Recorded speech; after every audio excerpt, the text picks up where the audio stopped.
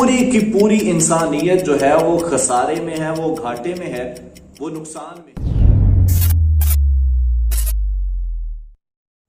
سورۃ العصر کہ جو قرآن مجید کی مختصر ترین سورتوں میں سے ایک سورت ہے یہ،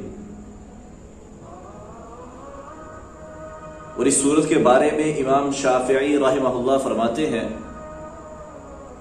کہ اگر لوگ صرف اس سورت پر غور و فکر کر لیں تو یہ ان کے لیے کافی ہے۔ آئیے ذرا اس سورت کو دیکھیں۔ یہ ایسی سورت ہے کہ ہمارے چھوٹے چھوٹے بچوں کو یہ سورت یاد ہے، اور ہم دن میں جب نماز ادا کرتے ہیں تو اکثر ہم نماز میں بھی اس سورت کی ہم تلاوت کرتے ہیں، اس سورت کی قرات کرتے ہیں۔ اس سورت کی پہلی آیت والعصر، اللہ رب العزت زمانے کی قسم اٹھا کر کے فرماتے ہیں ان الانسان لفی خسر، کہ پوری کی پوری انسانیت جو ہے وہ خسارے میں ہے، وہ گھاٹے میں ہے، وہ نقصان میں ہے۔ اب اس چیز کو سمجھنے سے پہلے ہمیں یہ سمجھنا ہے کہ خسارہ، نقصان، گھاٹا یہ ہے کیا چیز، یہ ہوتا کیا ہے۔ اگر کسی شخص کے پاس 100 روپیہ ہے،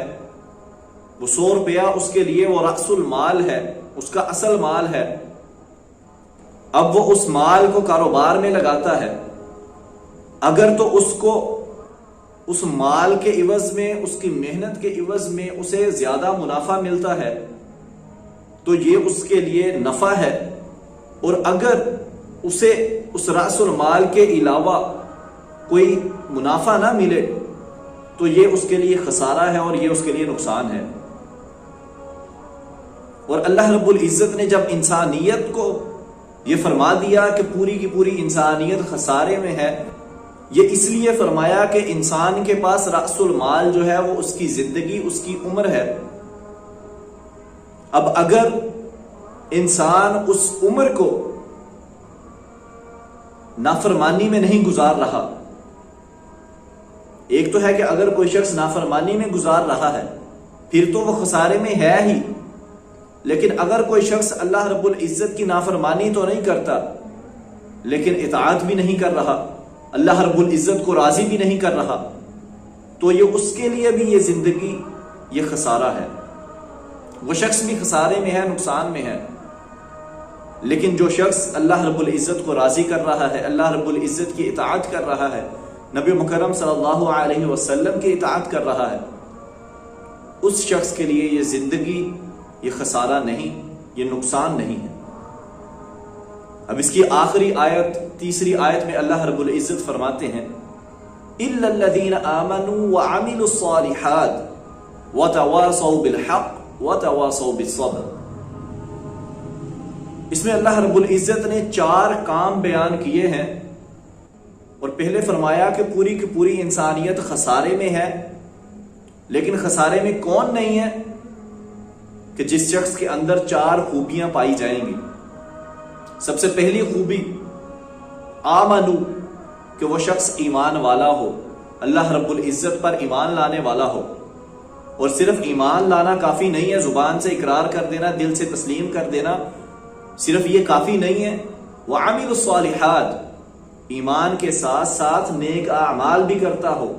اللہ رب العزت کو راضی بھی کر رہا ہو، جو اللہ رب العزت نے جن کاموں کے کرنے کا حکم دیا ہے ان کاموں کو کر رہا ہو، جن کاموں سے منع فرمایا ہے ان کاموں سے رک جانے والا ہو۔ اب صرف ایمان لے آنا اور نیک اعمال کر لینا یہ بھی کافی نہیں ہے۔ وَتَوَاصَوْا بِالْحَقِّ، حق کی دعوت دینا، حق کی تلقین کرنا، حق کی طرف لوگوں کو بلانا، خود تو ایمان لے آیا، خود تو نیک اعمال کیے، لیکن لوگوں کو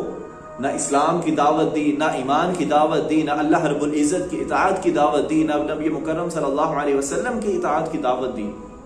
تو وہ شخص بھی خسارے میں ہے۔ پہلی شرط کہ ایمان لانا ہے،